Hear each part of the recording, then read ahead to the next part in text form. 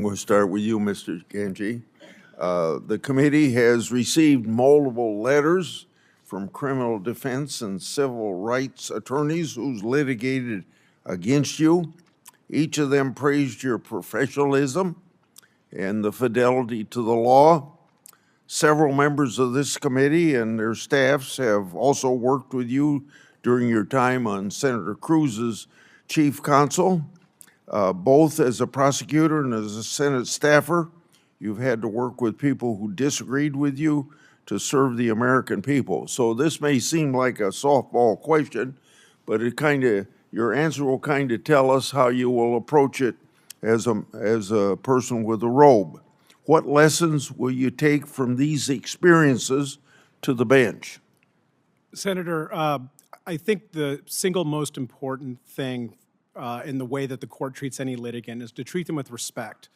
Not only treat them with personal respect, but let them understand that you're taking their case seriously.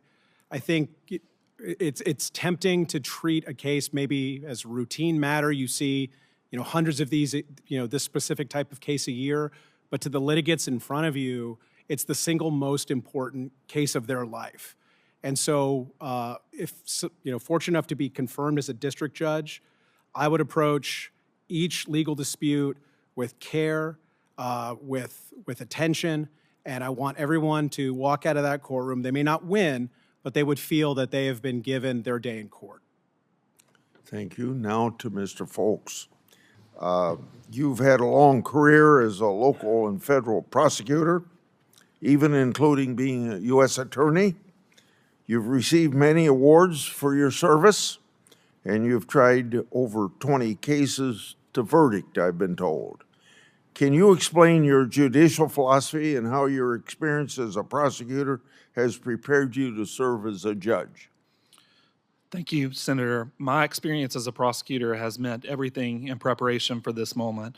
I have learned deep and lasting lessons from every single judge that I was able to practice in front of, from meticulous preparation to understanding the case and the law to treating parties with respect at every opportunity. And I have learned something from every single judge that I've tried cases in front of or practiced in front of that I would intend to take with me and further my career if I'm fortunate enough to be confirmed by the Senate. As far as my judicial philosophy, I agree with what my colleague, Mr. Ganjei, said.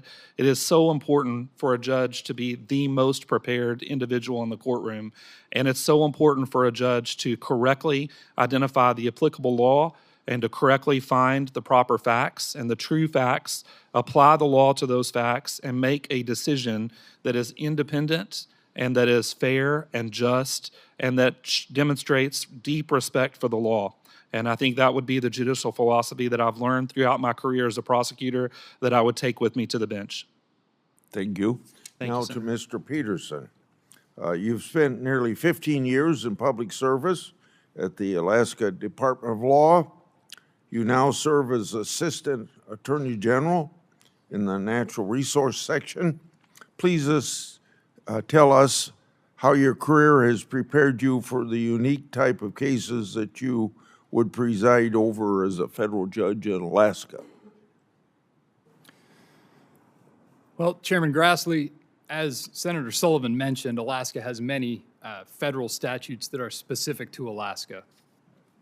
They're large, important pieces of legislation that are critical to the success of Alaska, and one of those that he mentioned was the Alaska National Interest Lands Conservation Act. I've litigated that act specifically for several years. I have a deep familiarity with the laws that are specific to Alaska and that are unique and come before district judges in Alaska and where really nobody else in the country would have any reason to know much about them. So the deep familiarity that I have with those laws, with my history of litigating them, I think prepared me for many of the cases that will come before the district court. And also my career as a prosecutor. I traveled all across Alaska prosecuting cases, serious felonies in Anchorage, and cases all across the state, from Juneau to Dutch Harbor to Kenai to Delta Junction, even appearing in Uktiavik on the Arctic Ocean for a sentencing hearing.